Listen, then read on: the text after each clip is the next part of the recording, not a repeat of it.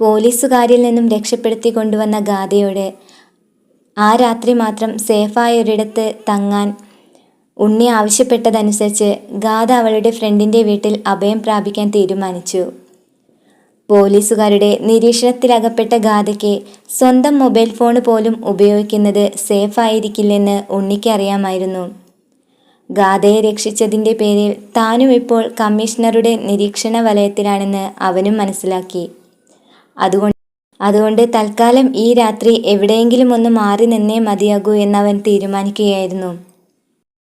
ഗാഥ തന്നെ ഈ ഒരു അവസ്ഥയിൽ തനിച്ചാക്കി പോകുകയാണെന്ന് ഒരിക്കലും കരുതരുത്. എന്താ ഉണ്ണി ഇത്? ഉണ്ണി എന്നെ അങ്ങനെയാണോ കരുതിയിരിക്കുന്നത്? ഈ രാത്രിയിലെ വേർപാട് നമുക്ക് കൂടി വേണ്ടിയല്ലേ? ഇപ്പം ഞാൻ ഉണ്ണിയുടെ കൂടെ വന്നാൽ അത് ഉണ്ണിയുടെ ജീവനും കൂടി ആപത്തുണ്ടാക്കുകയുള്ളൂ. എനിക്ക് വേണ്ടിയാണല്ലോ ഇതെല്ലാം ഉണ്ണി സഹിക്കുന്നതെന്ന് ഓർക്കുമ്പോഴാണ് എൻ്റെ മനസ്സും അറിയാതെ ഇടറിപ്പോകുന്നത്. അവളുടെ കണ്ണുകളിൽ നിന്നും കണ്ണുനീർ തുള്ളികൾ ധാരയായി പുറത്തേക്ക് ഒഴുകി വന്നു. അതുകണ്ട് സഹിക്കാനാവാതെ ഉണ്ണികൃഷ്ണൻ അവളെ തൻ്റെ മാറോട് ചേർത്ത് പിടിച്ച് ആശ്വസിപ്പിച്ചു. അവളുടെ നെറുകയിൽ ഒരു ചുംബനം നൽകി. അല്പനേരത്തെ സാന്ത്വനത്തിന് ശേഷം അവർ യാത്ര പറഞ്ഞകലാൻ തുടങ്ങുമ്പോൾ ഉണ്ണികൃഷ്ണൻ ചില കാര്യങ്ങൾ കൂടി ഗാഥയെ ഓർമ്മിപ്പിക്കാൻ ശ്രമിക്കുകയായിരുന്നു. തന്നെ അന്വേഷിച്ചിറങ്ങാൻ കമ്മീഷണർ ഇതിനോടകം എല്ലായിടത്തും ഇൻഫർമേഷൻ നൽകിയിട്ടുണ്ടാകും. അതുകൊണ്ട് തൻ്റെ ഫോൺ തൽക്കാലത്തേക്ക് സ്വിച്ച് ഓഫ് ചെയ്യുന്നതാണ് നല്ലത്. മൊബൈൽ ഫോൺ ട്രേസ് ചെയ്ത് തൻ്റെ ലൊക്കേഷൻ കണ്ടുപിടിക്കാൻ അവർക്കൊരിക്കലും ബുദ്ധിമുട്ടുണ്ടാകില്ല. അങ്ങനെ ഒരിക്കലും സംഭവിക്കരുത് ഗാഥ. അങ്ങനെയാണെങ്കിൽ ഞാൻ പിന്നെ എന്താ ഉണ്ണി ചെയ്യുക? ഉണ്ണിയെ ഞാൻ എങ്ങനെ വിളിക്കുക? താൻ നാളെ ഫ്രണ്ടിൻ്റെ വീട്ടിൽ നിന്നും ഇറങ്ങിയ ശേഷം കൃത്യം 7 മണിക്ക് തൻ്റെ മൊബൈൽ ഫോൺ ഓൺ ചെയ്ത് അതിൽ നിന്നും എന്നെ വിളിക്കാൻ ശ്രമിക്കണം. അതിനുശേഷം ഞാൻ കാര്യങ്ങളെല്ലാം വേണ്ട പോലെ ചെയ്തോളാം. തന്നെ കൂട്ടിക്കൊണ്ടുപോകാൻ ഞാൻ അവിടേക്ക് എത്തുകയും ചെയ്യാം. പിന്നീട് നമുക്കൊരുമിച്ച് എയർപോർട്ടിലേക്ക് പോകാം. കൃത്യം 8:30 ഫ്ലൈറ്റിൽ ഇവിടം വിട്ടു പോകാൻ കഴിഞ്ഞാൽ പിന്നീട് ആ കമ്മീഷണർ നമ്മളെ അന്വേഷിച്ച് പിറകെ വരില്ല. പതിയെ പതിയെ തന്നോടുള്ള ദേഷ്യവും വിരോധവുമെല്ലാം അയാൾ മറക്കാൻ ശ്രമിക്കുകയും ചെയ്യും. ഉണ്ണിയുടെ വാക്കുകൾ അവൾക്ക് ആശ്വാസം പകർന്നുവെങ്കിലും മനസ്സ് നിറയെ ആദ്യം നിറഞ്ഞു നിൽക്കുകയായിരുന്നു. കണ്ണുകളിൽ നിസ്സഹായത പ്രകടിപ്പിച്ചുകൊണ്ടവൾ അവനെയൊന്ന് കെട്ടിപ്പിടിച്ചു. ഉണ്ണി. ആ മുഖത്ത് നേളിച്ച ഭയപ്പാട് തിരിച്ചറിഞ്ഞതുപോലെ അവളുടെ കവിളിൽ പതിയെ തലോടിക്കൊണ്ടവൻ വീണ്ടും ആശ്വസിപ്പിച്ചു. ബാംഗ്ലൂർ നഗരം വീണ്ടും ഒരു സുപ്രഭാതത്തിലേക്ക് ഉണർന്നു. നേർത്ത മഞ്ഞുമൂടിയ ആളൊഴിഞ്ഞ വീതിയിലേക്ക് നടന്നു നീങ്ങാൻ ആരംഭിച്ചപ്പോൾ അവൾ ചുറ്റിനും പരതി നോക്കാൻ തുടങ്ങി. കാക്കിയിട്ടവരുടെ നിഴൽ വെളിച്ചം തന്നിലേക്ക് എത്തരുതെന്ന് ആഗ്രഹിച്ച് ഗാഥ മുന്നോട്ട് വീണ്ടും നടന്നു. കൃത്യം 7 മണി. ഉണ്ണിയെ വിളിക്കാനായി അവൾ മൊബൈൽ ഫോൺ ഓൺ ചെയ്തു. ഉണ്ണിയുടെ നമ്പർ എടുത്തപ്പോൾ കേൾക്കേണ്ടി വന്നത് ഒന്നു മാത്രം. നിലവിലുള്ള താങ്കളുടെ അക്കൗണ്ട് ബാലൻസിൻ്റെ കാലാവധി അവസാനിച്ചിരിക്കുന്നു. ഒരു നിമിഷം ഗാഥ സ്തബ്ധയായി. എന്ത് ചെയ്യണമെന്നറിയാതെ അവൾ പകച്ചു നിൽക്കുന്നതിനിടയിലാണ് ഫോണിലെ ഡാറ്റ ലോൺ സംവിധാനത്തെക്കുറിച്ച് അവൾ പെട്ടെന്ന് ഓർത്തെടുത്തത്. നിലവിലെ സംവിധാനം ഉപയോഗിച്ച് ഉണ്ണിയെ പെട്ടെന്ന് വിളിക്കാമെന്നവൾ കരുതിയെങ്കിലും വിധി അവിടെയും ഗാഥയ്ക്ക് എതിരായിരുന്നു. തലേ ദിവസത്തെ പ്രശ്നങ്ങൾക്കിടയിൽ ഫോൺ ചാർജ് ചെയ്യാൻ പോലും അവൾ മറന്നുപോയിരുന്നു.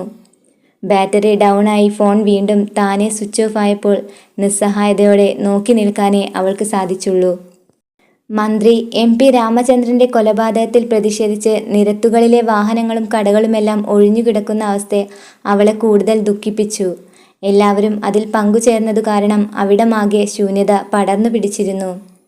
ഇതേ സമയം ഗാഥയുടെ ഫോൺ കോളിനായി കാത്തിരിക്കുന്ന ഉണ്ണിയുടെ മനസ്സിലും അസ്വസ്ഥത നിറഞ്ഞിരുന്നു. 7 മണി കഴിഞ്ഞിട്ടും ഗാഥയുടെ ഫോൺ കോൾ വരാത്തതിനെ തുടർന്ന് അവനും തിരിച്ചു വിളിക്കാൻ ശ്രമിച്ചെങ്കിലും അതിനു സാധിക്കാതെ അവൻ്റെ മനസ്സും വീർപ്പുമുട്ടൽ അനുഭവിക്കാൻ തുടങ്ങി. ഒരു നിമിഷം അവൾക്ക് എന്തെങ്കിലും ആപത്ത് സംഭവിച്ചേക്കുമോ എന്ന ഭയത്തോടെ അവളെ അന്വേഷിച്ച് ഉണ്ണിയും പുറത്തേക്കിറങ്ങി. മന്ത്രിയുടെ മരണത്തിൽ പ്രതിഷേധിച്ച് തൊണ്ട കീറി മുദ്രാവാക്യം വിളിച്ചു പറയുന്ന പാർട്ടി പ്രവർത്തകർക്കിടയിലൂടെ ഗാഥ ഒളിഞ്ഞും പതുങ്ങിയും ഉണ്ണിയുടെ അടുത്തേക്ക് എത്താൻ ശ്രമിച്ചു. കിലോമീറ്ററുകളോളം നടന്നെത്തിയ ശേഷം ഉണ്ണിയുടെ വീട് അടച്ചുപൂട്ടിയ നിലയിലാണ് അവൾക്കപ്പോൾ കാണേണ്ടി വന്നത്. എല്ലാം ഉപേക്ഷിച്ച് ഉണ്ണി തിരിച്ചു പോയിരിക്കുമോ എന്ന തോന്നൽ അവളുടെ മനസ്സിനെ പൂർണ്ണമായും തളർത്തിയിരുന്നു. ആ തളർച്ചയോടെ അവൾ ചെന്നെത്തിയത് പള്ളിമുറ്റത്തേക്കായിരുന്നു. എല്ലാം നഷ്ടമായി എന്ന തോന്നലിൽ മാതാവിൻ്റെ തിരുരൂപത്തിനു മുൻപിൽ അവൾ കണ്ണീരോടെ മുട്ടുകുത്തി. ഇതേ അവസ്ഥയിൽ ഗാഥയെ തേടി അലഞ്ഞ് കണ്ടെത്താൻ സാധിക്കാതെ ഉണ്ണിയും വെപ്രാളത്തോടെ കാർ ഓടിച്ചു കൊണ്ടിരിക്കുന്നതിനിടയിലാണ് പാർട്ടി പ്രവർത്തകർക്കിടയിൽ നിന്നുമുള്ള കല്ലേറ് അവൻ്റെ നേരെ വന്നു പതിച്ചത്. അപ്രതീക്ഷിതമായ ആക്രമണത്തിൽ അവൻ്റെ നെറ്റി പൊട്ടി ചോര വാർന്നൊലിക്കാൻ തുടങ്ങി. അവർക്കിടയിൽ നിന്നും വഴി തിരിച്ചു വിട്ടവൻ ചെന്നെത്തിപ്പെട്ടത് ഒരു കുരിശുപള്ളിക്ക് മുൻപിലായിരുന്നു. ആളൊഴിഞ്ഞയിടത്ത് വണ്ടി ഒതുക്കി നിർത്തിയിട്ടവൻ നിരാശയോടെ സ്റ്റിയറിങ്ങിലേക്ക് തല താഴ്ത്തി വെച്ചു. നെറ്റിയിൽ പതിഞ്ഞ മുറിവിനേക്കാൾ വേദനയോടെയാണ് ഉണ്ണി അല്പസമയം അവിടെ ഇരുന്നു പോയത്. പരസ്പരം കാണാതെ അവർ ഓർമ്മകളെ അയവിറത്തുകൊണ്ട് മൗനമായി കണ്ണീർ പൊഴിച്ചുകൊണ്ടിരുന്നു. ഇതേ സമയം തിരുരൂപത്തിനു മുൻപിൽ കരഞ്ഞിരിക്കുന്ന ഗാഥയെ തൊട്ടുണർത്തിയത് ഫാദർ സേവ്യർ അച്ഛനായിരുന്നു. "എന്താ കുഞ്ഞെ ഇവിടെ ഇരിക്കുന്നത്?" എന്ന് അദ്ദേഹം പുഞ്ചിരിയോടെ ചോദിച്ചപ്പോൾ സാക്ഷാൽ ദൈവത്തിൻ്റെ പ്രതിപുരുഷൻ തൻ്റെ മുൻപിൽ വന്നു നിൽക്കുന്നത് പോലെയാണ് അവൾക്ക് തോന്നിയത്. സംഭവിച്ച കാര്യങ്ങളെല്ലാം അദ്ദേഹത്തെ പറഞ്ഞു കേൾപ്പിച്ചപ്പോൾ വീണ്ടും ഒരു ചെറുപുഞ്ചിരിയോടെ വിഷമിക്കരുതെന്ന് പറഞ്ഞ് അദ്ദേഹത്തിൻ്റെ മൊബൈൽ ഫോൺ അവൾക്ക് നേരെ നീട്ടിപ്പിടിച്ചു. അവിശ്വസനീയമായ ആ മുഹൂർത്തത്തിൽ കണ്ണുകൾ തുടച്ച് ആവേശത്തോടെ അത് വാങ്ങിക്കുമ്പോൾ അവളിലെ പ്രതീക്ഷകൾക്ക് വീണ്ടും ചിറകു മുളയ്ക്കുകയായിരുന്നു.